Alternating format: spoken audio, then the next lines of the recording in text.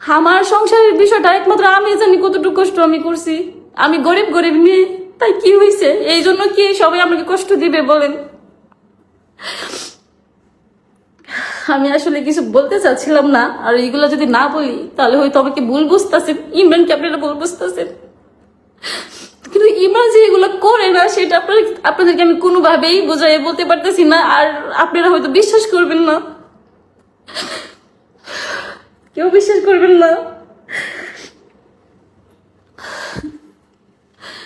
তো কথা হয়েছে, ওই মেয়ের আমি ওই দিন রাত্রে কল দিয়েছি, কল দিয়ে ওই মেয়ে আমার সাথে কথা বলতে চায় না, মানে চোরের মন পুলিশ পুলিশ, যে হ্যাঁ এই যে ওই মানে হ্যাঁ এই যে আমার হাজবেন্ডের সাথে পরকীয়াতে জড়াইছে, কথা বলতে চায়, আমার সংসারে হাত দিয়ে আমার সংসার নষ্ট করতে চায়।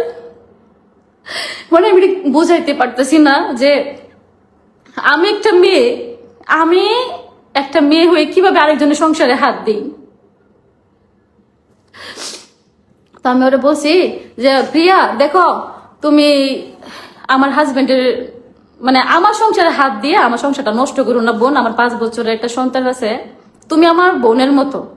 তো ওই মেয়ে উল্টা আমার জারি দেয় যে ওই নাকি কথা বলে না, আমি কথা বলি না, কিন্তু আমি স্পষ্ট দেখতেছি তুমি কথা বলতেছো, মেসেজ করতেছো, আমার হাজবেন্ডকে বিরক্ত করতেছো। তোমার কলের জন্য, তোমার মেসেজের জন্য আমার হাজবেন্ড ঘর থেকে বার হয়ে যাক, আর আমি এইগুলো দেখে ফেলবো, দেখলি তো ঘরে ঝগড়া হয়, ওই বিরক্ত হইতেছে, তারপরেও তুমি তাকে বিরক্তই করতেছো।